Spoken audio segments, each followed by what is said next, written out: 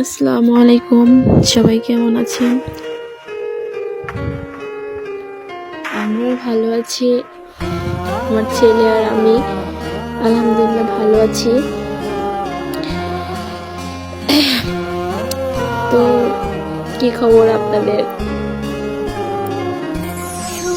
আজকে আমি একটা কথা বলবো। সেই কথাটা হলো আমার জীবনে কি হয়েছে, মানে আমি রিলেশন কিভাবে করেছি, তারপর আমার এই সে জানাচ্ছি। তাহলে শোনেন,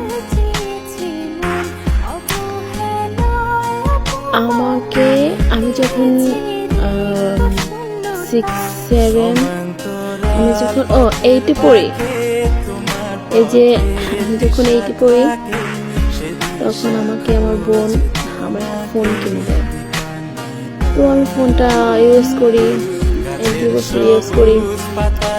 তো তখন আমি 10-এ উঠে যাই। যখন আমি 10-এ উঠে যাই তখন আমার খালাতো বোন আছে, ও রিলেশন করতে এক ছেলের সাথে। তো তার ফুফাতো ভাই রিলেশন করবে এখন।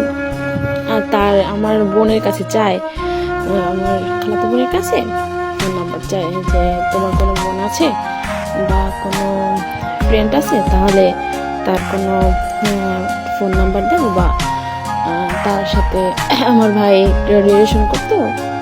তো এই আশা বিষয়ে বলছে, তো ওর সাথে কথা বলতো, তারপরে বলতো।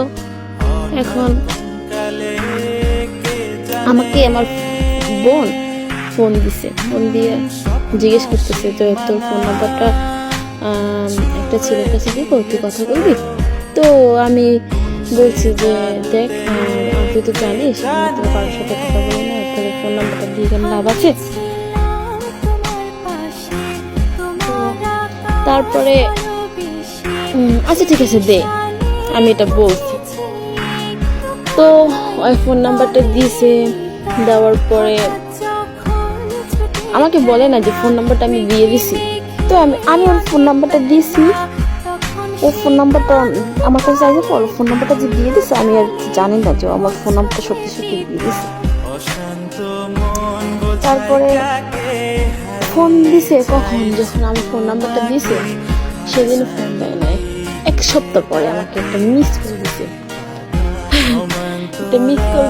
তো তখন আমি স্কুলে যে স্পোর্টস হয় না, প্রাইমারি স্কুল বা এমনি হাই স্কুল, স্পোর্টসে তখন আমি স্পোর্টসে গেছি। তো স্পোর্টসে দেখতেছি, নাচ গান দেখতেছি, তার ভিতরে একটা মিস কল আসছে।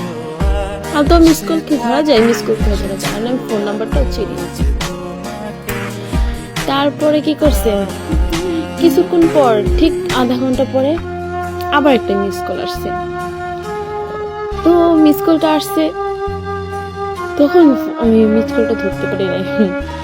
তার একই নাম্বার দিয়ে আসছে ফোনটা। তারপরে বাকিটা অন্য ভিডিওতে বলবো। যদি জানতে চান